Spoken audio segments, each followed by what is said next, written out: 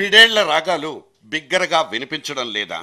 పాపం నీరో చక్రవర్తులు వదిలేసిన ఫిడేళ్లన్నీ ఢిల్లీ పాదుషాలు పట్టుకొచ్చుకొని శృతిలేని అపస్వరాల్ని పలికించుకుంటున్న తీరుతెన్నులే ఆరికాలి మంటను నెత్తికెక్కిస్తున్నాయి. ఇవాల్టి ఆంధ్రప్రదేశ్ రాష్ట్ర ప్రజల బాగోగుల్ని మర్చిపోయి ఫిడేళ్లు వాయించేసుకుంటున్న పాలకుల నిర్లక్ష్యం ఖరీదు మన భవిష్యత్ తరాలు భారంగా మోయాల్సిన అగత్యమే ఈ ఆగ్రహానికి అసలు కారణం.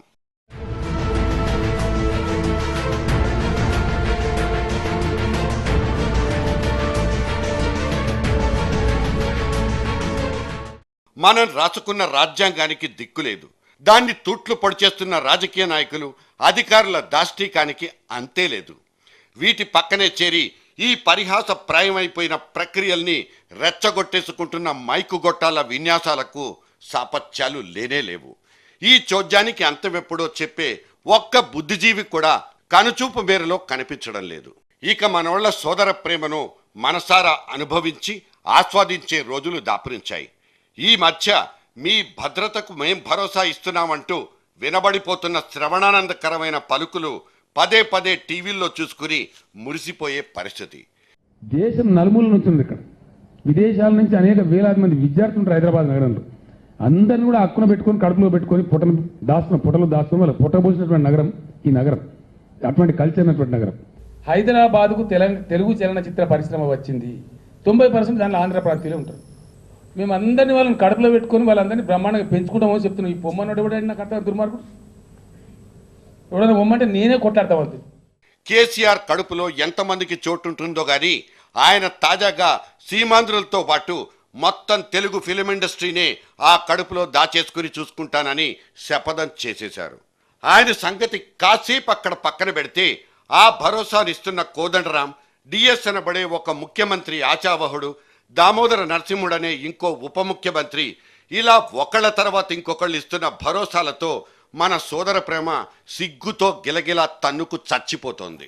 ఎవరి భద్రతకు ఎవరు భరోసా ఇవ్వాలి?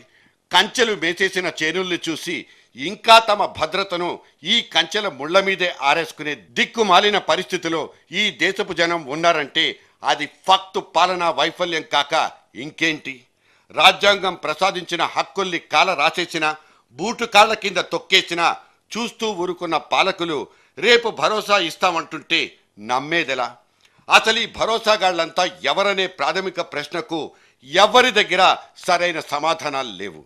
రాజ్యాంగం 11వ అధికరణలో సుస్పష్టంగా, నిర్ద్వందంగా, నిర్దిష్టంగా పేర్కొన్న ప్రాథమిక హక్కుల్లోని స్వేచ్ఛా హక్కుకు ఇవాళ నిర్వచనాలు, తాత్పర్యాలు చెప్పుకోవాల్సిన అగత్యం పట్టింది. అసలు హక్కులు బాధ్యతల గురించి ఎవరిష్టం వచ్చిన పద్ధతిలో వాళ్ళు భాష్యాలు చెప్పుకుంటూ పోతుంటే అటువంటి ఇబ్బందికరమైన పరిస్థితిలోకి నెట్టివేయబడుతున్న నేపథ్యాల్ని ఈ కోర్టులు ఎందుకు పరిగణలోకి తీసుకోవు? ఒక పౌరుడు లేదా పౌర సమాజపు ప్రాథమిక హక్కుల్ని ఉల్లంఘించే స్థాయిలో జరిగిపోతున్న నేపథ్యాల్ని ఈ న్యాయస్థానాలు, ధర్మాసనాలు సుమోటోగా స్వీకరించి రాజ్యాంగ సూత్రాల్ని విశ్లేషించి తీర్పులు ఎందుకు చెప్పవు?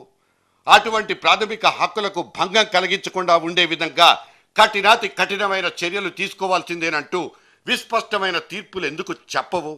ఒక పౌరుడికి జన్మతః ఈ దేశంలో లభించే, నివసించే హక్కుల పట్ల రెచ్చగొట్టే ప్రసంగాల్ని, తద్వారా నిరాటంకంగా నిర్లజ్జగా దొర్లిపోతున్న తప్పిదాలకు బాధ్యత తీసుకోవాల్సిన సంస్థలు, వాటి బాధ్యతల్ని మోస్తున్న ఎగ్జిక్యూటివ్ అనబడే చట్టాల్ని అమలుపరిచే యంత్రాంగాలు నిమ్మకు నీరెత్తినట్లు కూర్చోవడాల్ని ఎలా సమర్థించాలి?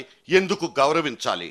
ఇవే గనక కొనసాగితే రేపటి రోజున ఎవరు ఏం తినాలో, ఏం చేయాలో, ఎక్కడ కూర్చోవాలో, ఏ సినిమా చూడాలో ఇలా ఎలుగెత్తే వందలాది ప్రశ్నల పరంపరలకు ఇదిగో ఇటువంటి కొందరు వ్యక్తులే గుత్తేదారులుగా మారి రాజ్యాంగాలకు భాష్యం చెప్పేవాళ్ళుగా చలామణి అయిపోతారు.